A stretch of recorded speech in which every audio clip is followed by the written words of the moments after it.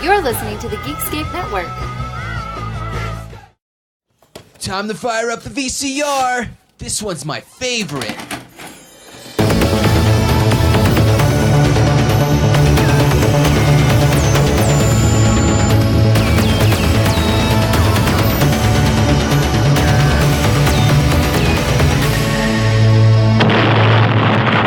That was gold.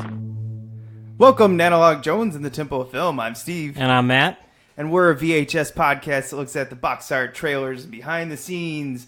And this is the last of Noirch. It is the last Noirch, and it's probably the most noir movie that we've looked at, even though it's a spoof. It's a spoof and an homage. What is it? It is Dead Men Don't Wear Plaid. Steve Martin, the funniest comedian who ever lived, is Rigby Reardon in Dead Men Don't Wear Plaid. Oof. No criminal is too tough for him. No pain is too great. No joke too disgusting. When Steve Martin finds out why Dead Men Don't Wear Plaid. Rated PG. I'll buy 2 tickets. Starts Friday at a theater near you. Well, that trailer kind of just tells you everything about the movie. It does, yeah. It's as much of a thing as the movie is too, because it's Steve Martin narrating it, and it fits the vibe of the movie. It's its own thing. Yeah, this is definitely a Steve Martin driven vehicle. Like, yes. it's all Steve Martin most of the time. It's like predicated on you have to like Steve Martin's comedy because this is a Steve Martin vehicle. Yes, where he's always doing the over the top voice. Yeah. But I think Steve Martin's funny, so this, mostly works on me. Yeah, I do like him quite a bit, honestly. I don't know if I'm fully on board with this film. At first I was. And I knew nothing about this film. I didn't watch the trailer to it. I just popped this thing in when I was sick one day on the couch on a Friday night or something. And when the first old movie comes up in his office, I sat there and I go, what is happening here? I was so confused because I was like, this isn't the same movie. So when that happened, I picked up on it on the second clip and I go, oh, I see what we're doing. Because I didn't even read the back of this VHS. I mean, that's kind of a fun way to jump into it, than to not know and to sort of be surprised by it. But yeah, for the listeners who have no idea what this movie is, which I'm sure there's a lot of people that don't know what this movie is, it's basically like if you've seen Kung Pao or What's Up, Tiger Lily, like Steve Martin has edited, or Carl Reiner, who directed the movie, has edited Steve Martin into several 40s noir movies. And like, so he will be asking a question that Humphrey Bogart will be responding to, type thing. Like, and they cut all these different noir movies from the 40s and wrap a story with Steve Martin kind of around it. Yeah, that's part of what I'm really into with this, because I thought it was so creative when this came out, because this came out around the same time I came out. It was May 21st, 1982. So 9 days later, little Stevie was born. So this is, you guys are like connected, you in this movie. In some ways, yes. This is one of the movies that were out in the theater when I was born. I always find that fascinating to find those movies. Yeah. Or at least the same month. Right, like cool. what came out that same time. So, I have to look at what came out in December of '89. You know who I looked up a lot in this is like the number 2 star, Rachel Ward. Yes. Because I really don't know much about her. I believe she was a TV star at one point, right? Yeah, I looked her up too because I didn't recognize her at all, and she kind of like she carries the movie with Steve Martin, and I didn't know who she was, and I was like, who is this woman that is like killing it in this movie? Yeah, she's married to Brian Brown, the Australian actor okay. from one of your favorite movies. Cocktail? Yep. Yeah. Everybody that's listening that kind of knows our shtick just groaned out loud when I said that. We just lost half of our listeners. They're like, next podcast. They're like, oh, God, Matt's an idiot. But it was a lot of fun when we watched it on a trash movie night. Yeah, and I still stand by that movie. I fucking love that movie. It's great. And Rachel Ward, I looked her up too because I thought she was so so attractive in this movie. Yeah, she is. She's a fine-looking Dane. Uh-huh. Is it Dane or Dame? Dame. It's Dame. Okay. She's a fine-looking dame, Yeah. as it used to say. Yeah, she is a fox in this movie. And wearing the shoulder pads well. Yeah, it was working on me. I was like, damn, she looks like a linebacker. Should we talk about this box? Or do you got some more deets? Just a few more details, because it was directed by Carl Reiner, who used Steve Martin a lot. They did, 4 or 5 different films? I don't know. Research is for losers. Yeah, I don't know. No. I feel like I've seen some Carl Reiner movies, but I couldn't tell you what they are. Oh, you've seen The Jerk. Yeah. I mean, he did, of course you know who he is. Yeah, I know who he is. Let's see, The Jerk, which was 3 years before this. The Man with Two Brains, which was the year after. So Steve Martin and him were just like partying. He did Summer Rental. That's one I'm sure a lot of our listeners have seen if they were born in the 80s. One of my favorites, Summer School, with Mark Harmon. I fucking love that movie. So, I mean, he does some screenwriting. He does directing. He's in the, the Ocean's 11, 12, and 13. Mm-hmm. Yeah. He's the old guy who's always acting like someone. Yeah. Yeah, he's a funny guy. I don't know if his comedies are for everyone, and I believe they're very dated. Yes, that's the first thing I have about this movie is how kind of dated it is. Yeah, well, they made this for $9 million, and it did double its budget. I'd even bet though for I wouldn't know, but 18 million. I bet this still really wasn't much of a hit. Oh though. no, it probably made its money back, and everybody was fine and happy with it. But the fact that like I had never seen it before, and this is kind of like the shit that I would have watched as a kid, I think is kind of telling that this movie kind of disappeared a little bit. No, George Gipe, Steve Martin, and Carl Reiner were actually together at a lunch or dinner or something like that, and they were discussing comedies, and then one sketch that Steve Martin was, just throwing out there, Carl Reiner jumped on because he's like, oh, let's put a clip of an old movie from it, and that's how this entire movie birthed. Is they're like, hey, that would be great. Let's turn this sketch into an entire movie. And that I'll come back to that because that's exactly what I felt was wrong with this. I was like, this is a sketch that goes on too far. Yeah. And not that I dislike the movie hardcore. I just don't think it works anymore. It might have at the time because it was so new. So I don't know, but we can figure that out. Yeah, we'll get into that when we get into the movie because I have some thoughts on it too. Yeah. Go ahead. Hit us with the box art. So if you take a look at the front, Steve Martin's top billed above everything else, and then it's just an image of him in a spotlight, but his plaid shadow has his hands up, but he's pointing a gun at us, and he's in black and white. And it just says a Carl Reiner film, Dead Men Don't Wear Plaid, filmed in Detecto-Vision. And it's a video cassette from MCA, so this is an original oldie moldy. It's got some video store stickers on it, too, still. Yeah, it's got quite a bit. This looks like a movie that your grandparents would rent for you to watch with them because it's safe. Yeah. But then you get to it, and like with how sexual and stuff it is, you're very uncomfortable with your grandparents, and they probably wouldn't even be paying attention to the movie anymore at that point. They would just be happy that you're quiet.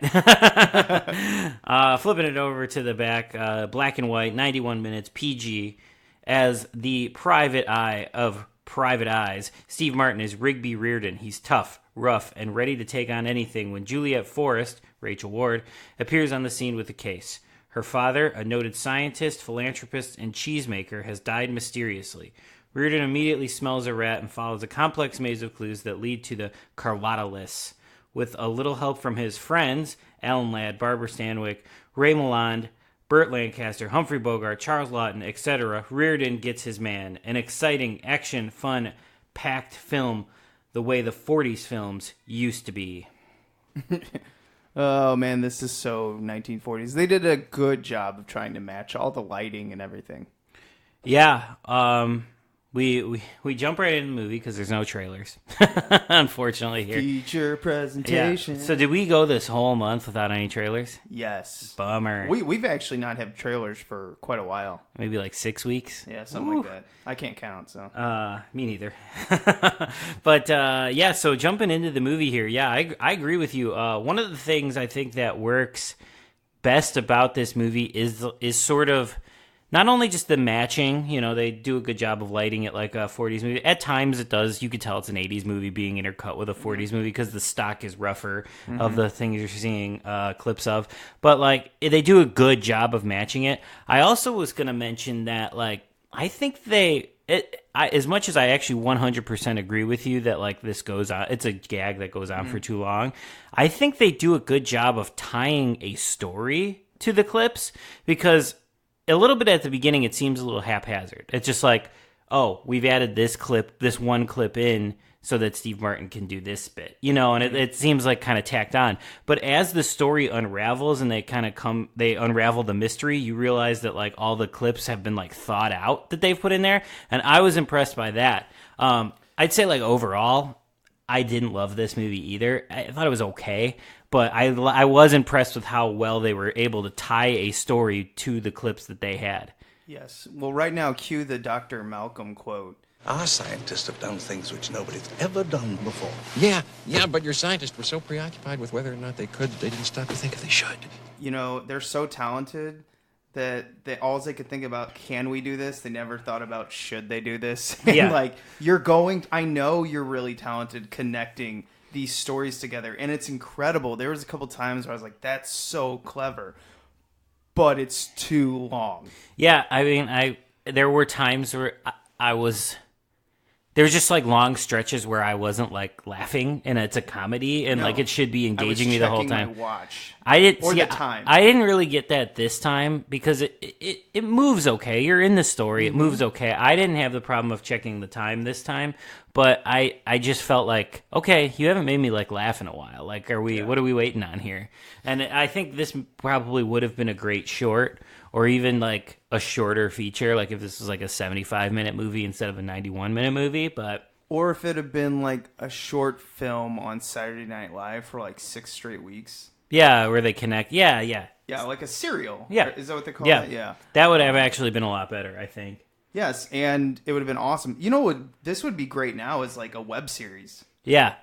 And like a... still like 60 minutes though total, I wouldn't go crazy with it. I wouldn't maybe go the full 90 minutes like over the course of but yeah, broken up in 60 minutes, that would be awesome. Yeah, and you've seen this story before. It is just the most classic noir of all time.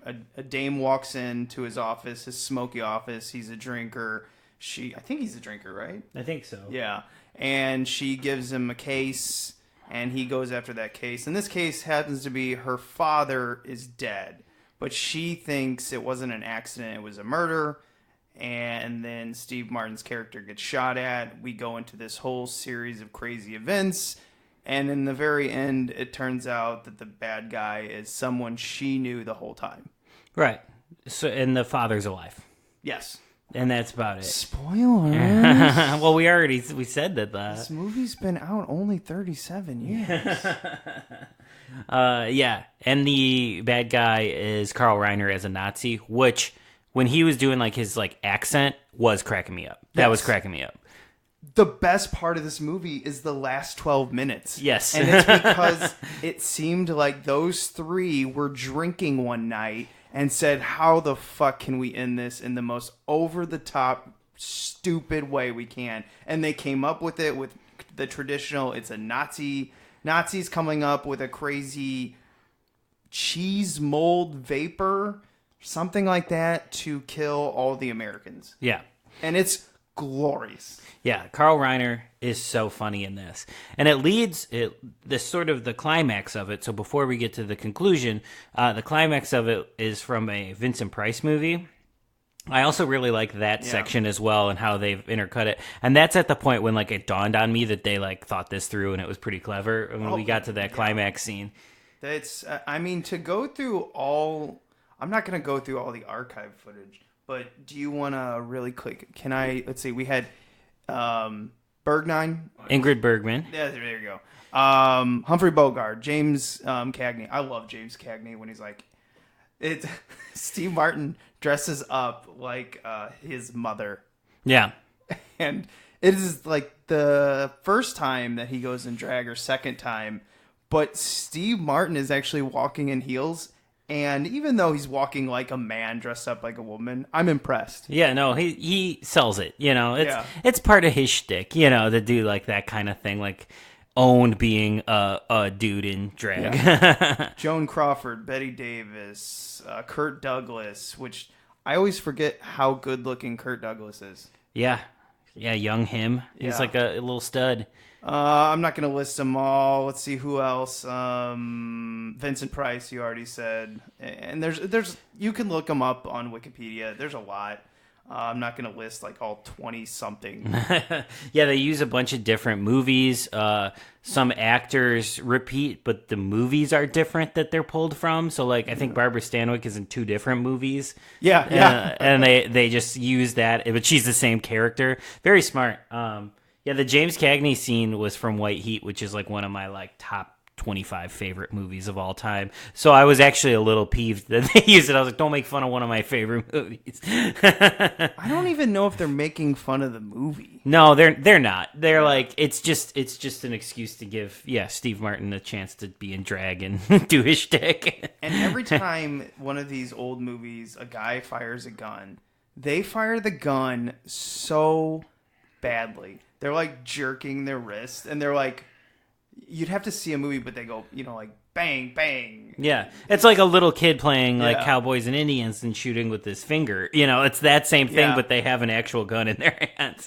I love it. And of course, they like, because it's 40s movies, they like fucking explode when you shoot. Like it's a puff of smoke. It's like, Now, during this film, halfway during the film, I asked myself, why the hell is this called Dead Men Don't Wear Plaid?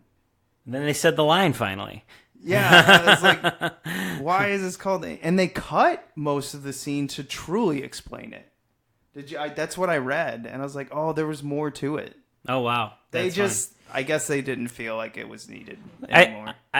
Before they explained it, I just thought it was that thing because a lot of these noir movies from the 40s have like titles that are like, real intriguing, but they don't really like make a lot of sense type thing. I'm thinking of The Big Sleep or something, where it's like they're like cool titles, but they don't really mean anything. And I thought that was what they were doing with this title. Well, it used to be clever way back in the day to like really overthink your title and get super deep with it. So when people would look at it, it was to, I don't know, engage, because you were reading it in the newspaper. It's not like nowadays where we're watching it on YouTube or whatever. And then we got to more of the much more generic at one point, especially the 80s. Yeah, where it was just, or where we're at today, where everything is just like this, and that's what the movie is. Because they don't want to confuse, because there's so much information hitting you each day, they don't want to confuse you. Right. Do not overthink it.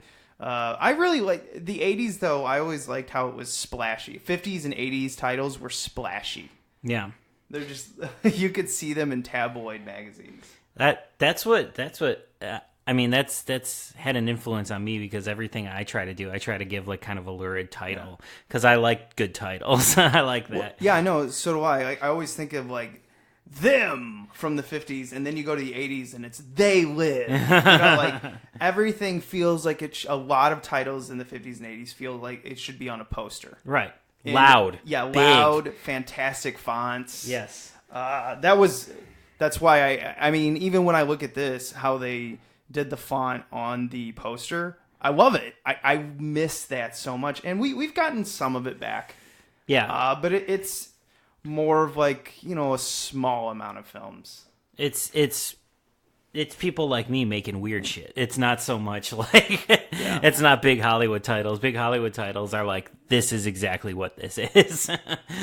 Yeah, we just don't sell movies the same, so it's never going to fully return. It's all about nostalgia now when it comes to that. Yeah. But back to this film. I'm going to talk about the kind of like the scene where I think like, okay, you can't do that anymore. we're trying to slowly drift away from presenting women as objects on film. Yes. We're trying. Yes. Some of us. When she passes out in his office and she wakes up and he is like just touching, just like going to town on her boobs. And then she's like, what are you doing? He goes, oh, I'm readjusting your breast. What are you doing? Adjusting your breasts. You fainted and they shifted all out of whack. There. Thank you. You're welcome. I was like, no, that's assault, brother. Yeah. A lot of the stuff, unfortunately, with Rachel Ward is not great today. You know what I mean? It has aged poorly. Yes, it has aged poorly. I kind of forgive it for this movie because it is a spoof, and it is sort of making fun of how women those weren't movies worth as much in the 40s. Right. That's I guess what they're making fun of. I'm kidding, ladies. That's what they're making fun of here. But like. I don't know if they're making but at the same fun time, of that. I just think it's like one of those, hey guys, isn't it funny? Look, he gets to fondle her boobies. Yeah, and at the same time, because she's an object. It's still an early 80s dude movie. So, there's going to be... But here's the thing, it's not funny. Mm-hmm. Like, if it would somehow... I believe in someone else's hands, it could have been made funnier. To me, this was just Steve Martin and the boys sitting around going, how can we get a sexual joke in here? Right. But it's not funny. I think the only thing that pays it off is at the end when she grabs his balls and adjusts them. That's the kind of only little bit of payoff we get, but that's still not an excuse. No, because it still doesn't make it okay. Because at that point, they're into each other. So it's a cute relationship gag. Yeah. Sexual relationship, whatever. At the beginning, he literally just met this woman, and he's assaulting her. Yeah, It's terrible, and we and she kind of gets smacked around a little bit too, and it's like a little uncomfortable, and it's a lot of it's played for gags, and it's just like, ooh, that doesn't work no more. Like it just doesn't work anymore.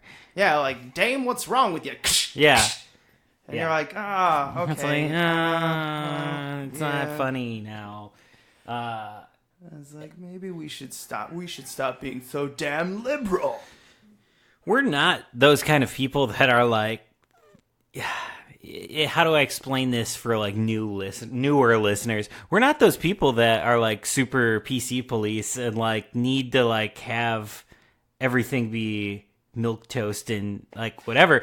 It's just like but I want to like hammer home that this movie, it's not funny. Like we're not even those people that are like, if it would have been a bad guy doing that to this, to Rachel Ward right when he meets her, it's like that would make sense. Right. But Steve Martin is our hero. Yeah.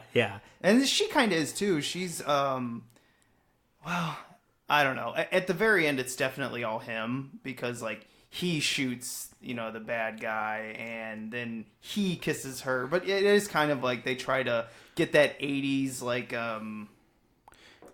equal... Yeah, it's a two-hander for a while. Yeah. For a little bit. And then, at the end, it's just his movie. But you're right. For a while, it is a two-hander. Yeah. They're trying. Yeah. But at the very end, let's make the audience know. This is Steve Martin. Right. Okay. Right. Rachel Ward, just kiss him, damn it. Yeah. Pretty much. So that definitely was a little... Because I had never seen this before. Oh, really? I never heard... No, because the two of these that I picked for Noir, I had never seen. Two I had, two I hadn't. I had never seen this movie before. Was the other one 8mm? Yeah. Yeah, okay. So, and I had seen the two in the middle. But I had never seen this movie before. I did know what it was, though. I knew it was like the intercut footage, which helped. That I know I'm going into that. But I'd never seen it. What was your favorite clip that they interjected? Mine is going to come from how they interjected the speech, but what was yours? I mentioned it already. And this was, like I said, when I realized that the movie was cleverer than I was giving it credit for, was the whole Vincent Price section at the end, which led him to the Nazis. That was kind of my favorite section. Mine is the Humphrey Bogart, where he's clearly an alcoholic. And one of my favorite lines was just like, "Did you just wake up?" And he's like, "Yeah, it's the middle. It's like early in the morning." He goes, "It's 2 p.m." But that really seemed like that conversation was straight up like a movie. It didn't look like they interspliced it at all. It went back and forth very effortlessly. Yeah, that was fantastic. One of the awkward ones is when he kisses. Was it Cary Grant that he kisses? Shit, who did he kiss? I don't know. I can't. Where he's dressed in drag. Yeah. I feel like it might be Cary Grant. I feel like it is. Because I was just thinking, it wasn't anything like they were doing like gay panic or anything like that. It was more like Steve Martin's face when he like his character like committed. Yeah, he's like, I got to do this. Yeah, some of that stuff. It doesn't work, but yeah, it's not like that's not like being mean. It just like is awkward. Yeah, like the timing, like awkward humor, the timing of the cuts is awkward or something like that. And I think they did that on purpose because it was actually him interacting with another actor. Yeah, even though it's 2 different movies. But there was some clever gags in this. As a whole, it's too long. If they shorten this. Yeah, I probably would have loved it if they shortened it. But as it stands now, I think it's okay. I think I would recommend it to people, though, that are interested in this sort of thing. Like, if you hear about this and you're like, oh, I love 40s movies and I want to see Steve Martin intercut with it, you're going to have a good time. Mm-hmm. You could do a lot worse. But, I overall just didn't love this, but I didn't hate it either. Okay, so soft recommend for you. A soft recommend. A gentle recommend. Mine is very soft, too.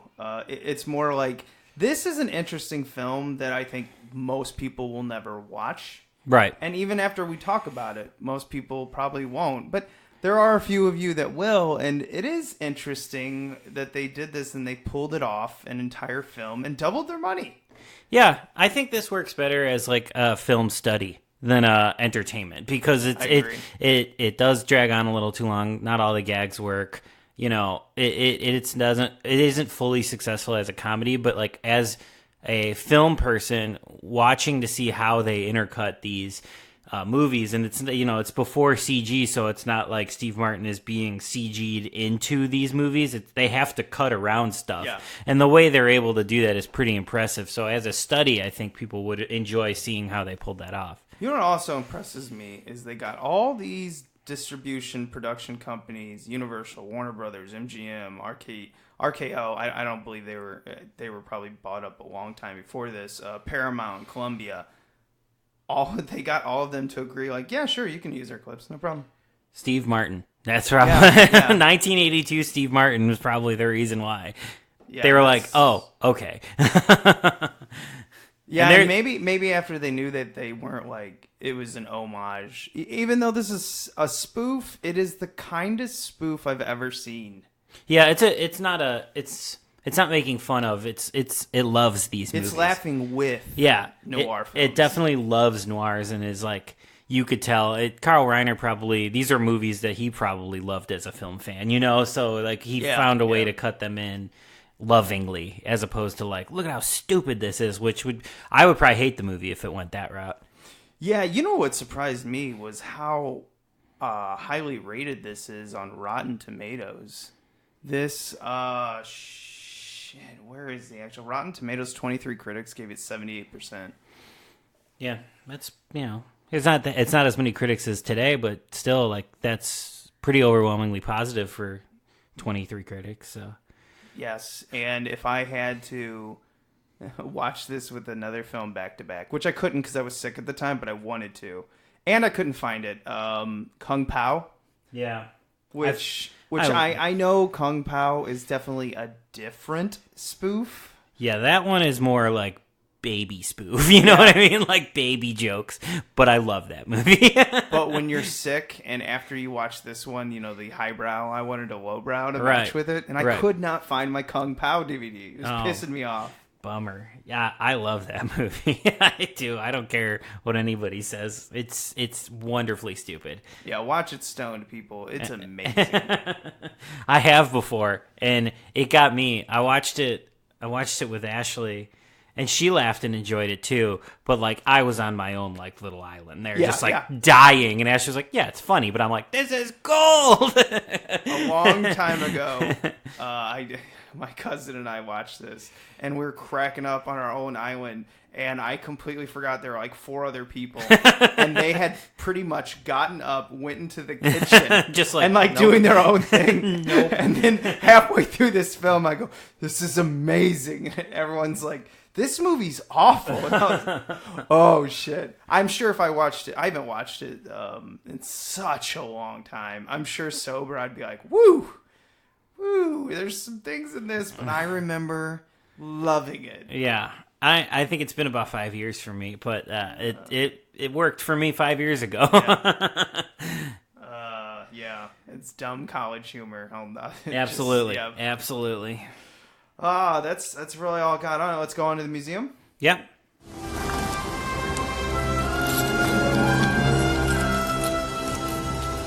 This is the second time I've had to reclaim my property from you.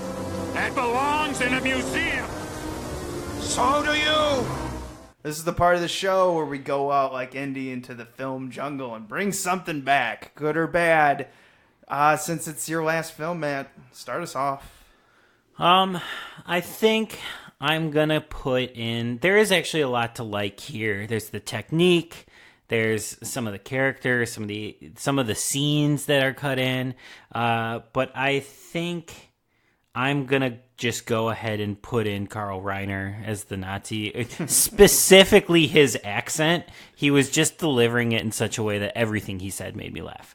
I'm going with costumes, and I'm specifically going with Rachel Ward's dresses where the shoulder pads, I crack up every time I think about fashion. At one point said, "You know what's awesome? Making women's shoulders humongo."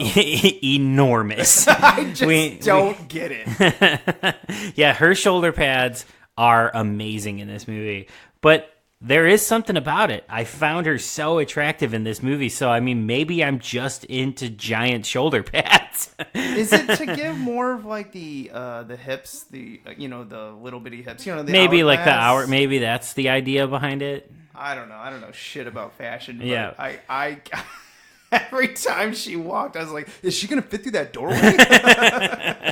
Yeah. And her hair's big, too. So yeah. I'm like, it's just big. Yeah, it's that 40s, like, just post-war, big everything. Yeah, cracked up.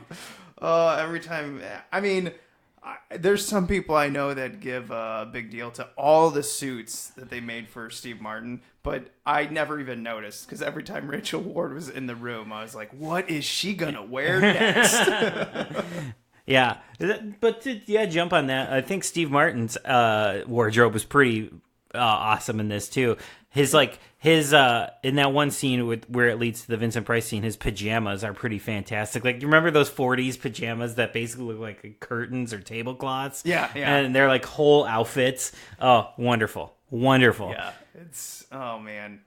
I mean, can you imagine getting into an entire outfit just to sleep in? I can't, because I'm taking off as many things as possible if I'm getting into bed. It's too hot in here. Yeah, exactly. Okay, so do we have anything else to say about Dead Men Don't Wear Plaid? If you're interested in the study of it, see it. If not, you can do a lot worse, but nothing to run out and see. Okay, since we blew through this and we want to get this to 45 minutes, can we talk about Captain Marvel? Yeah, we can. I've seen it. I was okay. I really was just like, meh. I, once again, as I do with the Marvel movies, I did not like this movie. Again, I keep seeing them all, and I like from Avengers Infinity War on, so like Ant-Man and now this one, I just haven't given a shit about any of these movies, and I keep seeing them, but like I walked out of the theater from Captain Marvel and instantly forgot the prior 2 hours of like the movie I watched. Here's one big thing that irritated me. Captain Marvel basically doesn't really have a weakness. Right. It's the Superman effect. If you could do anything, what's the threat? Like if you could do it all, And she starts out a fighter pilot. She's tough. An accident happens. She turns into an alien. Whatever. I'm fine with the whole alien thing and everything like that. But how can you relate? And I asked a couple of the females at work. The ladies, I was like, am I wrong about this? And they're like, oh, the movie was okay. And I feel like that's the worst. Yeah, it actually felt like, and I don't mean to compare because the movies should stand on their own, but like it actually felt like Marvel sat down and watched Wonder Woman and said, how can we do it our way? But I felt the presence of Wonder Woman on this movie, and I think Wonder Woman's a fucking great movie. Like, I'll die on that hill. I think that's a great movie. This movie was so forgettable, and it felt like they were just ripping off notes from Wonder Woman. And I stayed away from all the press in Captain Marvel. I know there's some stuff with Brie Larson saying, like, something about, I don't care what white guys think, or something, and then, like, she said, there's too many white critics. Well, honestly, is anyone stopping anyone else from being an online critic? It's, like, the easiest thing to do. Well, I mean, the people in power, though, like the people who have pull, like the people that are top rated on Rotten Tomatoes are all old white guys, though. You know what I mean? Yeah, but how many of those old white guys loved the room that she was in? What, are you just going to pick and choose when they're allowed for their opinions to count? No, and I don't think that should be the case. I'm just saying, what? Like we it's the same problem with the Academy. It's still too many old white guys. We just need to... Do we even know who votes for the Academy? It's pretty still shrouded in mystery, but apparently it's slightly more diverse than it used to be, but like it's still a lot of old white guys. So like I think we need to like stop gatekeeping the critic community and let some of these, you know, younger different races write for Entertainment Weekly and Variety and these places that are, you know, I just don't read any of it, so I don't like. I'm so far away from that. Yeah, it's like, not something that I like look into either. It's just like it's still there, and you could just go on Rotten Tomatoes and look up the top critics for everything, and they are all white guys. Yeah. And I guess I just don't understand out of all the things to go after, like when you single out, you know, a gender or a race to build up what you want, like you bring them down to try to raise. I don't think that ever truly works. No, and especially in today's... Why don't you inspire women of color or men of color to become critics? Why do you like trash on... I understand the gatekeeping. I just don't like... I kind of like the Obama approach of inspire. Yeah, I see what you're saying here. And I don't disagree, but at the same time, I also don't disagree with her saying that. And it's like, but here's the problem. Here's the problem with her saying that now. You, like, especially in today's heated day and age, you are going to you're going to alienate an audience by saying something like that now. Yeah, I guess that's... And that's not, so in that regard, I think she fucked up if she said all this stuff because... old white guys that are waving the Trump flag are going to try to burn your movie to the ground then, you know, like, and that's not smart. That's not a smart way to go about it. Does that even work? I mean, well, there's not as many of them seeing movies, period, that it makes that much of a dent because look at how much money this movie made anyway. I mean, those people are fucking trash anyway. Yeah, they're trolls that only see the movies that preach to their choir anyway, so it doesn't matter. Are you saying like maybe she shouldn't feed the trolls with something like that? Okay, all right. Yeah. It's like I don't disagree with her, but she shouldn't be feeding the trolls I guess in 2019. I guess that's my other point with it too, is like once you do that, you kind of put a barrier between... Well, not so much me, because I saw it anyway, because I just didn't care. I'm like, okay, an actor or actress says something. I just don't care about people's opinion as much anymore, because I was like, I like difference of opinion. I just didn't understand why she was attacking critics. Out of all the stuff you could attack in the film industry, critics? Yeah. And then you're feeding the trolls. Then at that point, just attack the trolls if that's going to be. Cut out the middleman and just like attack the trolls because the trolls even if you attack the trolls, you're still creating. You're still feeding them because they feed on that shit. Just don't talk about them. Yeah, ignore them, and that's what hurts them the most. But it obviously didn't matter. The movie made a gajillion dollars, and people loved it, like every Marvel movie. You know? See, that's what's funny about this is I have now seen, and even at work, everyone was like, it was okay. And then when you talk to them more, one specific girl who's she loves, she even loves some of the DC films, so I question her sanity. But and I'm not talking about Wonder Woman. That's fine to love because it's good. it's a really great movie.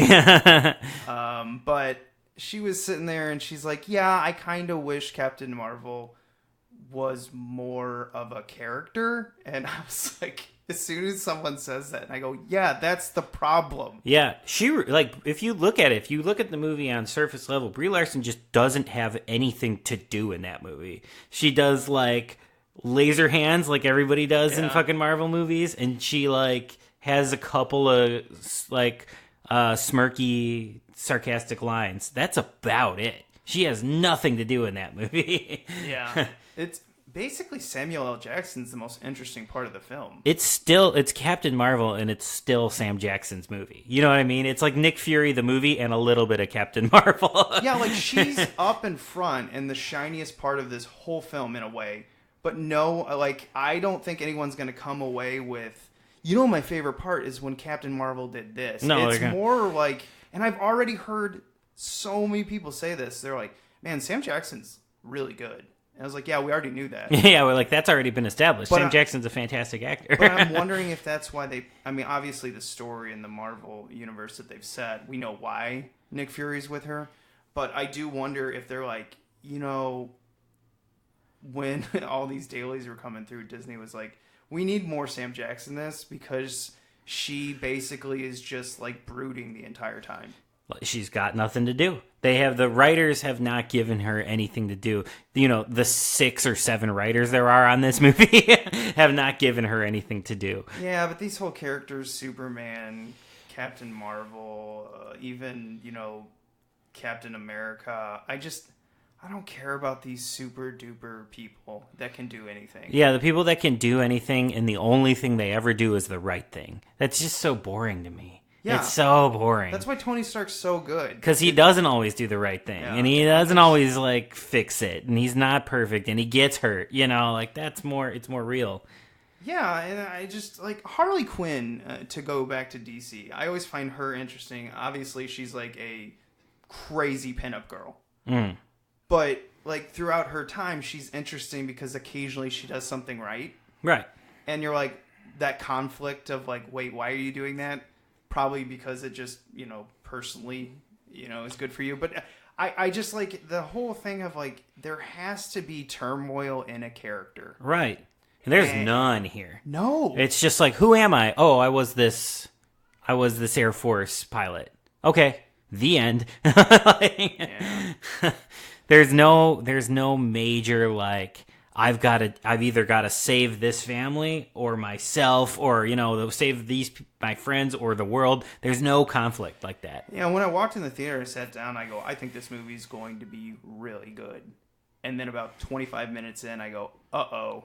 Yeah, I was more just sitting in the theater and just, like, so numb. You know what I mean? It was just that's what it turned into. Shit was just flying at me, and I was just, like, sitting there like, okay. Yeah, and one of the pros I want to say about the film is, like, these special effects are incredible, but all the Marvel movies, the special effects are incredible. It's gotten to the point of, like, what are we impressed with anymore? Yeah. In these Marvel films. Right. Like, what?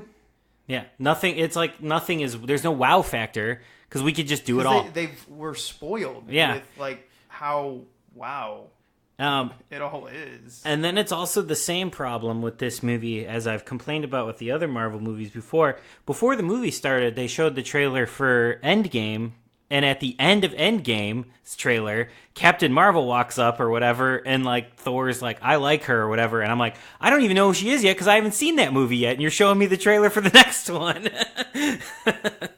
Yeah, I do want. I heard someone online, I can't remember her name, but she brought up a good point, And she's like, so all these characters a lot of them have spent like 10 years building up to the Battle of Thanos, and then Captain Marvel comes in at the last second and goes, now I'm the most powerful. Yeah.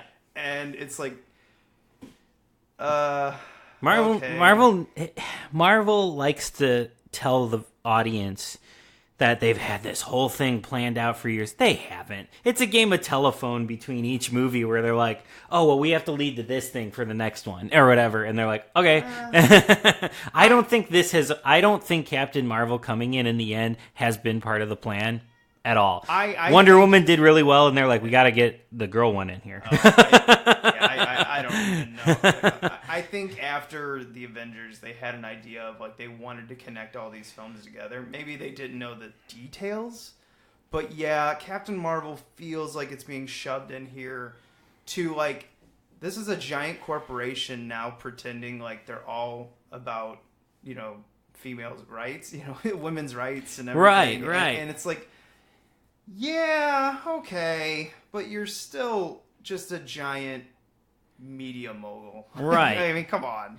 And like, I guess they can use their powers for good, but it's still not being born out of the right place, I don't feel like, and it's very misplaced. And even their trepidation's obvious in the fact that like Wonder Woman was directed by a woman and a damn good female director as well.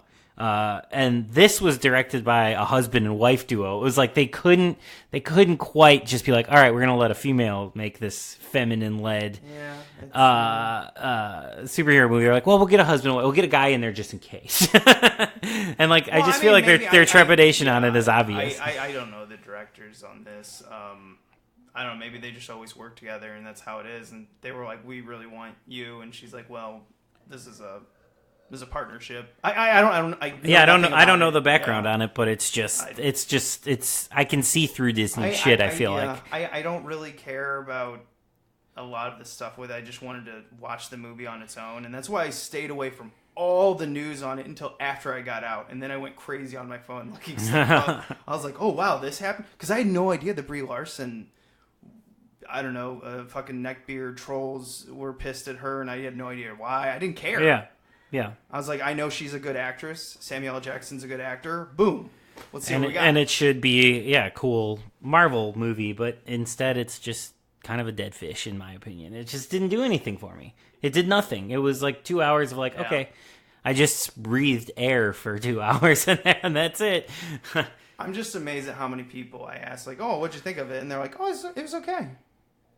I'm like, wow. Thrilling. Now, if you ask the same people, what'd you think about Guardians of the Galaxy? I did this too, and they're like, that movie's amazing. Yeah, because it like, is. And then there's the difference, though. Like, I feel like now when Marvel movies are C's or OKs, it's a failure in my mind, but it doesn't matter because they're going to make so much money that it's always going to be successful. Yeah. And we're never going to get...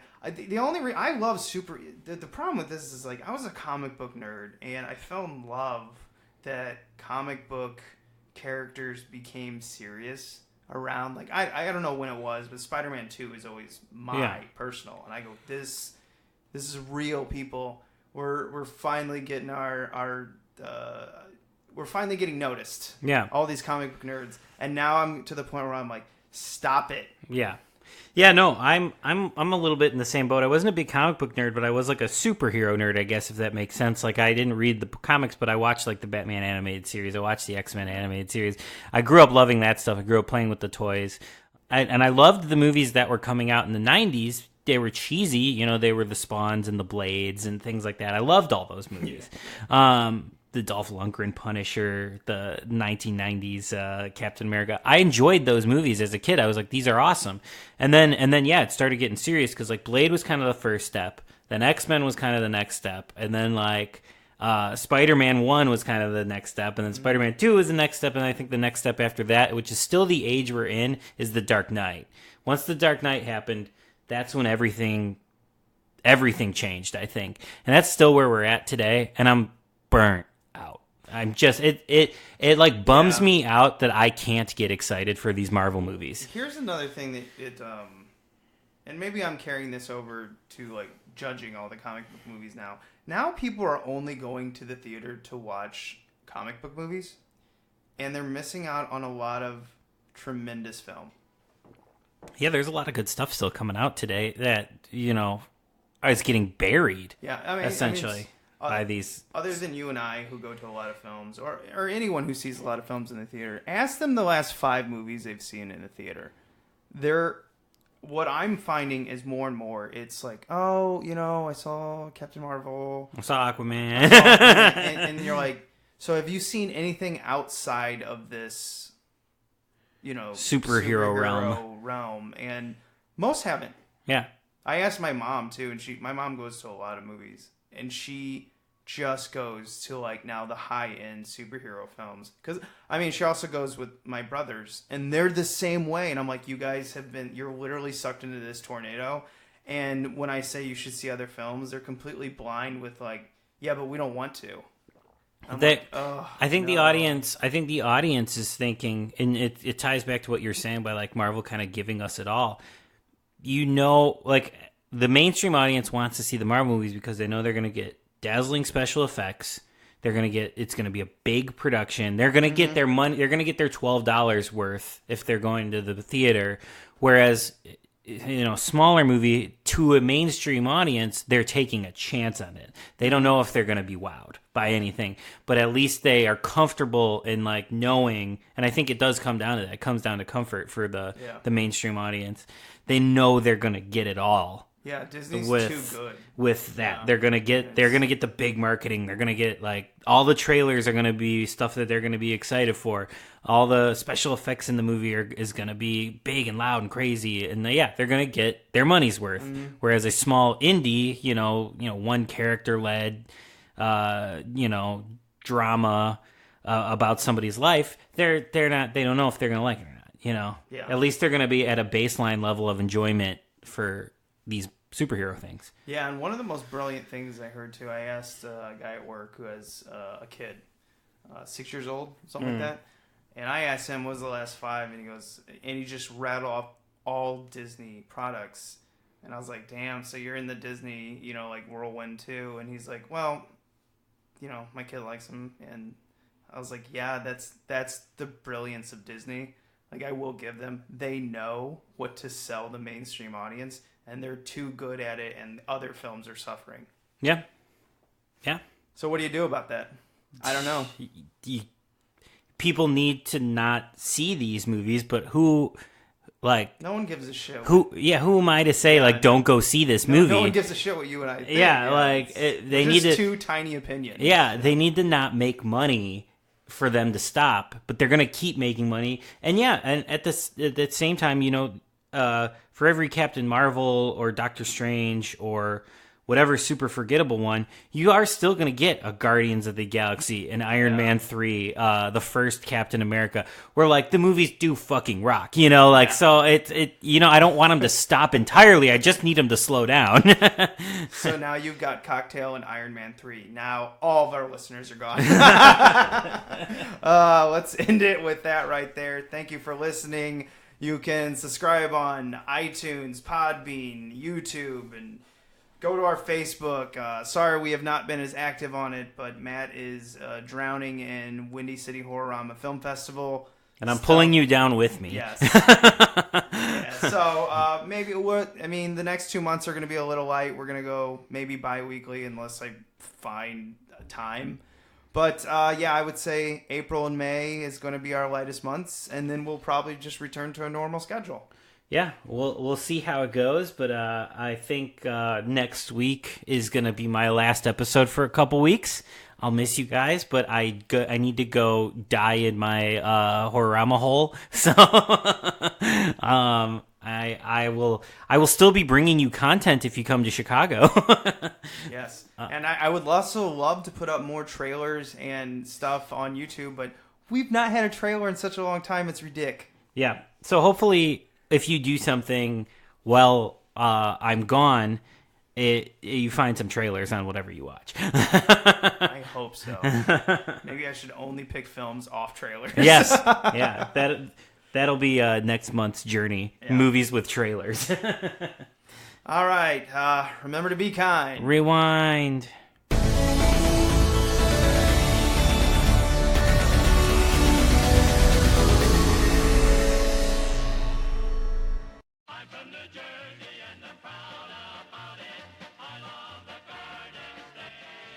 Hey, everybody. What's up? I'm here, too.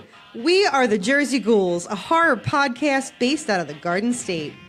Join us on Jersey Ghouls for Marissa's scholarly conversations. By the way, if you Google Psycho female, you definitely don't get the name of the actress from Psycho. Join us on Jersey Ghouls for Nate's thrilling debate. Why? Why are you so resistant against it? Because don't you start. Join us on Jersey Ghouls for Jackie's love of 80s slasher movie Topless Scene. Whoa, Jackie, this is a feminist podcast. I know. I'm a woman. And as a woman, I appreciate a nice set of jugs. Okay, but you shouldn't call them jugs. Hooters? Bazungas? Tatas? Dirty pillows? I like boobs, too. Can I call them fun bags? No! We're the Jersey Ghouls. You can find us on social media by searching Jersey Ghouls on Facebook, Twitter, YouTube, SoundCloud, and iTunes. You can also find our blog and podcast on our website, jerseyghouls.com.